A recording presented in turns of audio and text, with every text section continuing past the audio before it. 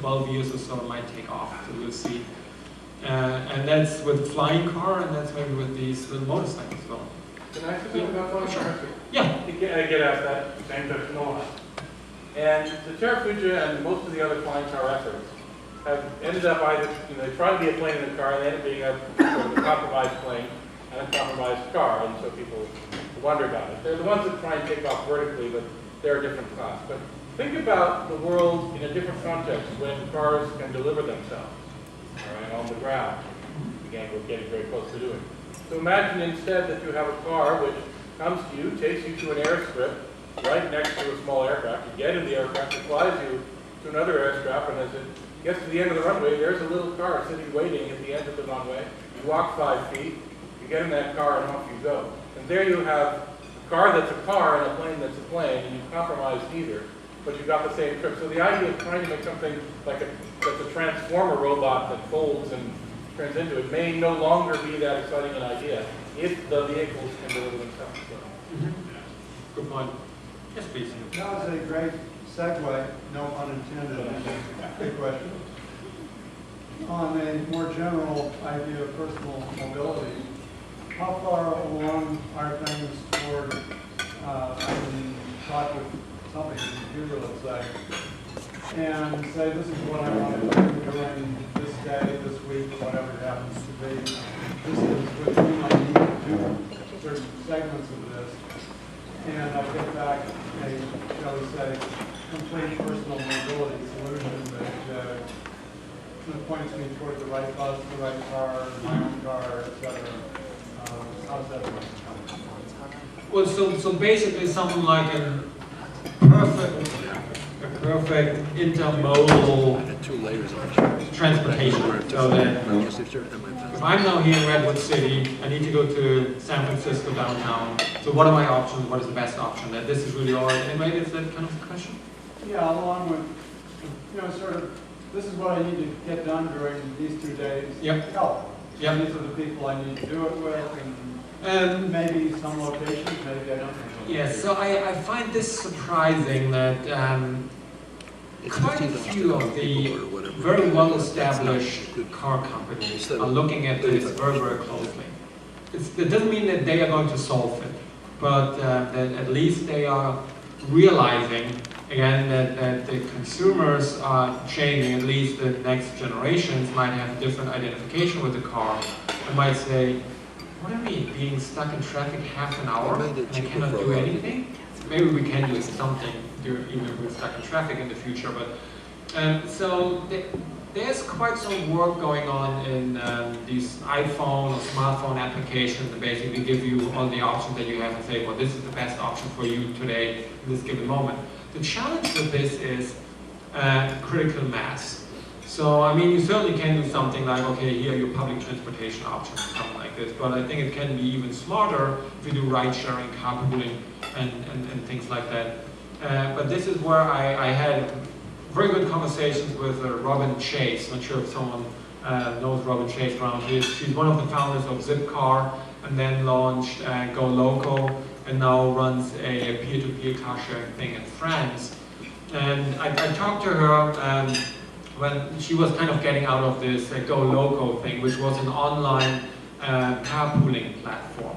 And she got somewhat frustrated, like, I cannot understand, so this is her talking, I cannot understand why carpooling works better on Craigslist than on their platform, where you have the profile of the driver, you have the profile of the commuters, and you basically see if someone wants to smoke in the car or not, if someone brings a pet or not, if someone has good reviews or not. Nothing of this that you would see on Craigslist.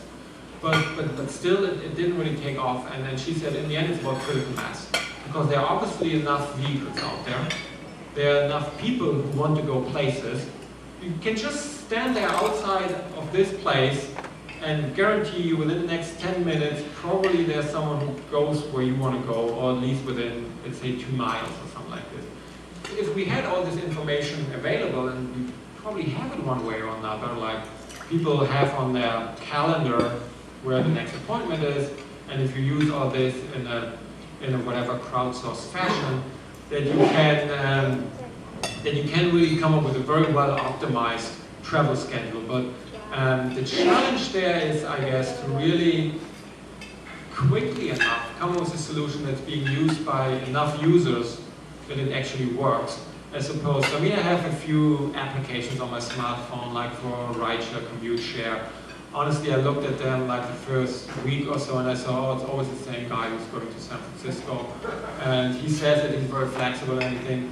Never contacted him. So I think there's a lot in the personality going on again, where we can say we're getting all this information cobbled together through technology. That's possible, but will people use it enough so that it actually works? That's a big challenge. Can I ask, is there as much innovation going into the roads themselves and the traffic management systems, the management of traffic lights? I mean, traffic lights seem to be like several generations behind simply analog. And we often sit and see 4 lines of traffic that are sitting doing nothing, and then they have the intersection. So is there much innovation going into the roads themselves? Yeah. Well, let's see. I can probably talk more about the automobile than about the roadway system, but obviously they need to get together, need to work. So a few thoughts maybe on the roadway system and on the infrastructure. For one, at Stanford, for instance, we are looking at electrified highways. So to put magnetic resonance elements in the surface of the road that then can transmit electric power to the automobile while it's traveling on the highway, so that you basically get a constant charge to the vehicle. Then your range problem with an electric car obviously doesn't exist anymore. So that's a far out vision. Obviously, you need to answer a lot of questions, and some of them being safety. Another one, obviously, can you do this with a positive business case? Other things that it's good that you mentioned the traffic lights, because I'm sure that some of you are familiar with the DSRC program, the Dedicated Short Range Communication Program, which has gone through many name changes. IntelliDrive was one name as well, and I forgot what the safety pilot, I think they call it, under the US DOT leadership. There's been a program around since '98 or something like this to do vehicle-to-vehicle communication and vehicle-to-infrastructure communication. And the D and DSRC, the dedicated piece in it, basically says, well, it's an exclusive network, it's dedicated only for this use, and therefore it's unfortunately relatively expensive to deploy. And that's a discussion that we could probably have for the rest of the evening, how we can turn this into a positive business case. But the traffic light is an interesting thing. And this is where the people who are working on this project are telling me that supposedly every municipality has their own contractor for the software in the traffic light. Could be that the same contractor maybe does 2 neighboring cities, that's certainly possible. But it's not a unified system.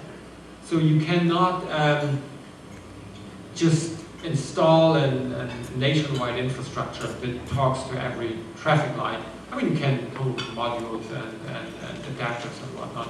But that tells us how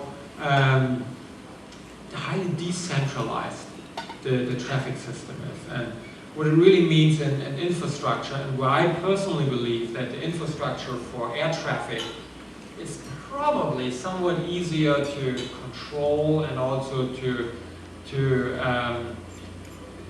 further develop and equip further things on, because it's more centralized than however many municipalities we have here in the country. And also, if you talk about airplanes, at least commercial airliners are being flown by professionals, and you can basically tell them, you know what, this system you can use when you approach SFO, but you cannot use it when you're approaching a small commuter airport.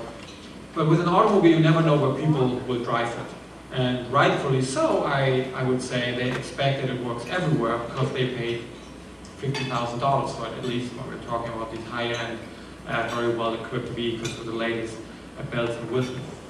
And so therefore the infrastructure is a very complex challenge, and there are a lot of ideas, but very often you just see that it's just like, it's going to pay for the infrastructure. we, so United States, federal or state governments, the Chinese. So unfortunately, they are very often the great ideas don't get very far. What are the technologies that are coming in to handle the life cycle of a car? There's a lot of materials. Cars are becoming almost like fashion items. The life is being governed by leases. So you have a lot of cars whose life, but the materials are locked in. There's less replaceability between the parts.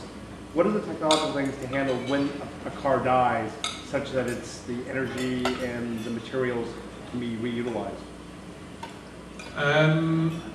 Well, as a European, I can say that in Europe it's mandated that a very high percentage of the vehicle needs to be recycled. And my understanding is this number is actually pretty close to 100%. And obviously aluminum and any kind of metal and so on is relatively easy to recycle. Plastics getting better and better that they are actually putting these numbers